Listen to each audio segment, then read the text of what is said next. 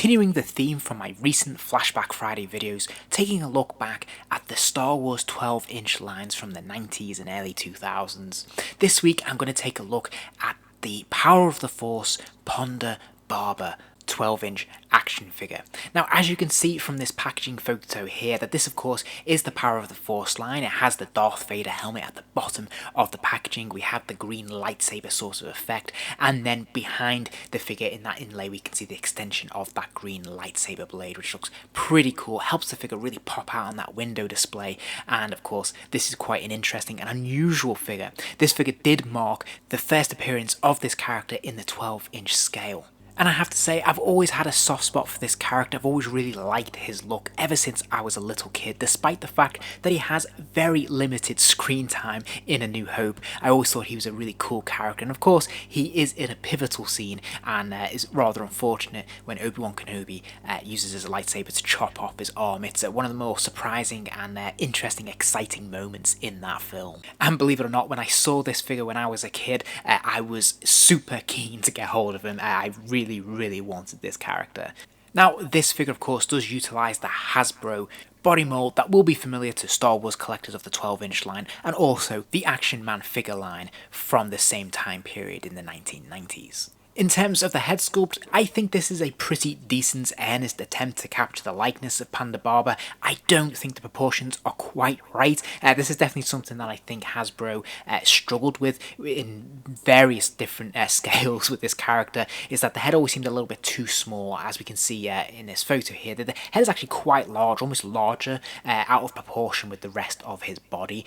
So this looks a little bit too small here. Nevertheless, I think they've done a pretty nice job of the actual sculpt of the face. They've more or less captured the look of the character, which I think is good, and there's a nice use of various paint washes here to add a little bit more texture and detail to this face sculpt, which I think is mostly successful. It's perhaps not the most accurate likeness in the world, but this is pretty consistent with the approach to 12-inch action figures at this time, of course being marketed primarily to a child audience as well as adult collectors, of course. But I think this works pretty well. It's a soft likeness, and of course by today's standards it does not meet what we're used to seeing in a sort of 1/6 or 12-inch scale, but still a very nice attempt, and it works pretty well.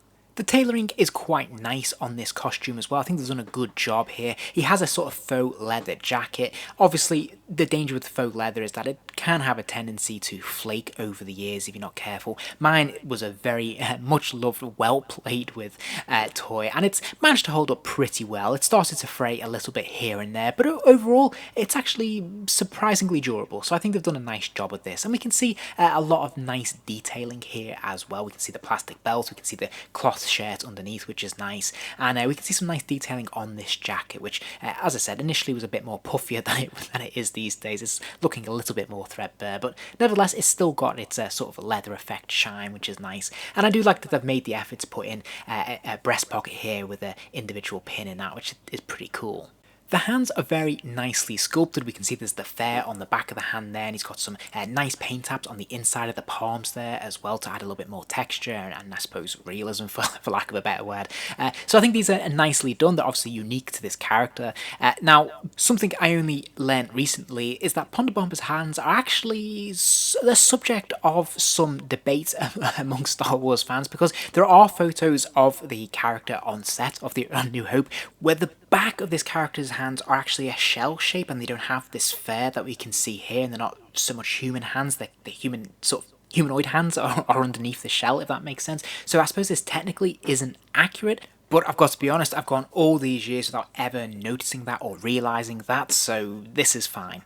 On his feet, he's given these rubber boots, which look nice. There's actually some decent detailing in there as well, which looks pretty cool. So these look fine. They're a little bit chunky and a little bit clunky, again, by today's standards, but I think for the 90s, this was absolutely appropriate and fine. The only trouble with these boots, in my opinion, is that they do have a tendency to make the character fall over. He can't really stand very freely. So if you want to put him on display, you're probably going to need some support from a stand. In terms of articulation, of course, he has a swivel at the neck there, so he can spin his head 360 degrees if you want. He's got ball joints in his shoulders, so of course he can kick his arms up and out a really healthy distance, which is great. He's got an upper bicep swivel, so of course he can rotate his upper arm around. And he has a single joint at the elbow, meaning he can bend his arm to roughly 90 degrees. And this is also a pin swivel, so of course he can rotate that around as well, which is great stuff. Now he also has a pin swivel at the elbow, so he can spin his wrist 360 degrees, and of course it will hinge forwards and backwards a little bit as well. It is hindered somewhat by the flare on the back of the hand there. There's no ab or waist articulation, but he does have ball joints in the legs, so he can kick his legs out to the side, he can kick them forwards and backwards. These are rubber legs, so sadly there's no joint at the knee, but he can still bend them through that rubber wire that's inside, and of course there is no articulation in the feet either. For accessories, he just comes with his pistol, which is a really cool gun. I love this mould. I think they've done a really nice job with the detailing on this. There's no real paint apps on it, but it's still a nice looking weapon for him to have, and he holds it perfectly in that grip, which looks really cool. So I think this is a good look. But undoubtedly, the coolest thing about this figure, the unique action feature of this figure, if you will, is the fact that his lower arm can be detached. So you can undo the Velcro in the leather coat, and you can pull off his arm there as well. So you can literally recreate that sort of arm decapitation that we see in the film. I have to say, as a kid, this blew my mind, and I love this about this figure. Ponda Baba makes a really nice addition to the 12-inch line of Star Wars action figures that we got from Hasbro in the 90s and early 2000s. I think he's a really fun, visual-looking character. He's got a great accessory in his pistol, but having that extra feature of the arm coming off is the icing on the cake. I think it's really fun to put on display, and just a colourful character to fill out your roster of aliens in the Star Wars universe. If you enjoyed this video, please do give it a like, and remember to subscribe, as there'll be plenty more videos soon.